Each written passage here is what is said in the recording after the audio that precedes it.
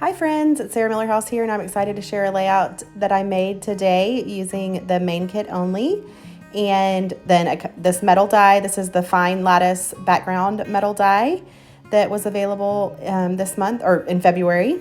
So I started by cutting that using 3 of the patterned papers from the main kit, a pink, a green, and a blue. And then I trimmed off those straight edges just because I like my layouts to have a little more texture and look a little more wild, I guess you could say. So I kind of got the placement of where I wanted those to go. And then I am using the 16 candles Catherine Pooler mini ink that came in the February color kit. And it's amazing what you can do with just an ink pad. So what I'm doing here is I took the ink pad and just smudged it on the background. And then because it is a water soluble ink, very reactive to water, I was able to go ahead on, this is mixed media cardstock, I was able to go ahead and add some water and still pull it up. So I don't have any gesso, nothing on the background, but these inks, because of the makeup of them, you can do all kinds of cool stuff with them. So I just blotted it on the background, moved it around with water, lifted some of that ink up with just some water droplets and some water sprays. And then I also added some splatters of that same ink by just blotting it on the side over there and adding that to the background. So that's really all that I'm going to be doing back there. And then I am going to go ahead and start building the rest of the page. So I took this beautiful leopard or cheetah or I don't know, animal print. I love it. And it's mostly black and white, but it also has lots of little specks of colors. So I thought that was super fun. And then I also used the chipboard frames from the February main kit. So what I'm doing here is I'm just taking those right off the sticker sheet and adding them to, like, adhering them down to that piece of pattern paper and then cutting around them. And I'm going to be using those kind of to build layers on my background. So my sheet is dry here, and I'm using my straight edge ruler just to make sure, or my T-square ruler. All rulers I think have a straight edge. It's a T-square ruler that helps me use the side of the paper to make sure that the ruler is straight, or that my paper is straight. And then I added those dies that I could cut to the background. And I did just adhesive in the center of those. So I did not add a lot of adhesive to those.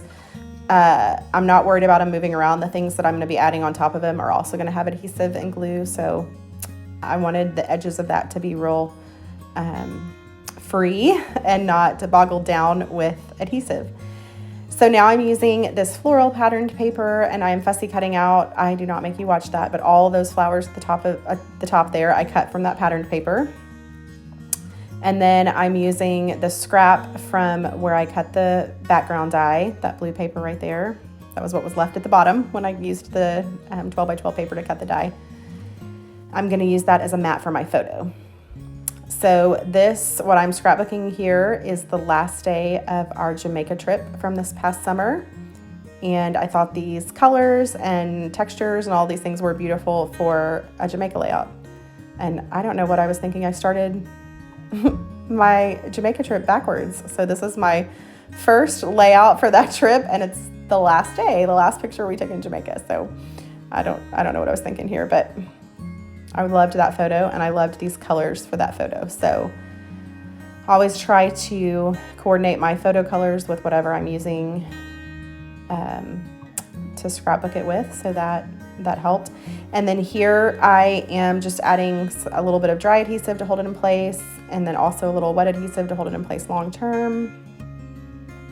And I got the placement of where I wanted those and then put my photo on, and then I just kind of adhered one piece from there, so I didn't take it all off to adhere it all down because I didn't want to mess up the placement of everything. So kind of left it where it was and glued one piece at a time.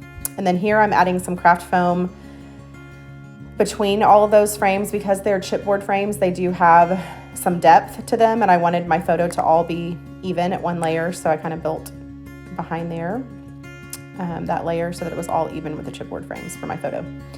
And now I'm going to be building my clusters of flowers. So you can kind of see the way that I did the chipboard frames. I left a space kind of, I guess it's top middle, sort of to the left. I tried to offset it to the left a little, and then the bottom right. And that's where I'm going to build my kind of spray of flowers. So going top left to bottom right.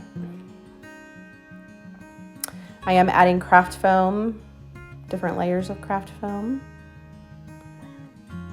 I do use several different thicknesses of craft foam when I'm building my floral clusters here.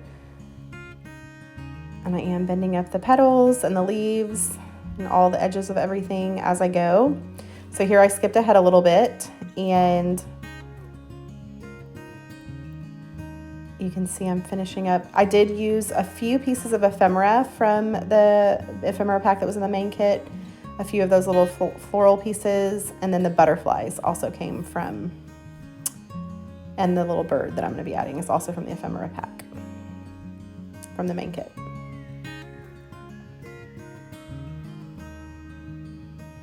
So I'm just kind of layering and checking as I go to make sure that I'm liking how all of those layers are looking. Skipped ahead a little bit more, added a few more things, and now I'm going to be deciding where I want the butterflies to go. I am using the edges of the frames kind of as resting places for those butterflies. Just kind of playing around with where I wanted all of that. That's where that's going to go, that little butterfly down there.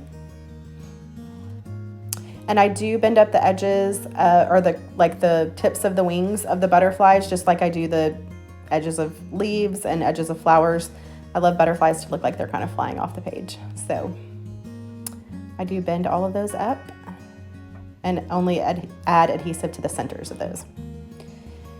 Now I'm ready for my title, and I am using a ruler and I'm taping it down with washi tape. This is how I always add alphabet letters when I am wanting them to be straight.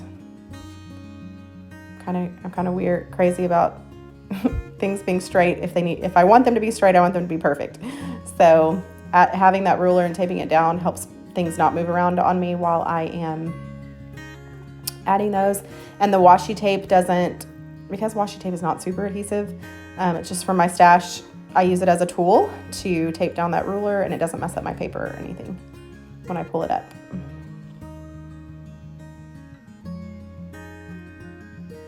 And it's going to say farewell Mon, kind of like they say Yaman in Jamaica, so it was kind of a play on that. So you'll notice I did start my alphabet from the end, like I started it from the very end of where I wanted it to end on the page, and then built it backwards so that I knew that the placement was exactly right. If I had started left to right, it might have been that title was like way off to the right or not far enough. So by starting where I want it to finish, I'm able to get the perfect placement for the title. Now I'm choosing the right color for my journaling. Gonna add some journaling lines down there.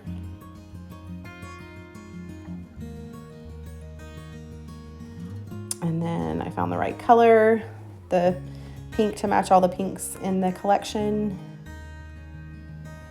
Kind of a purpley pink.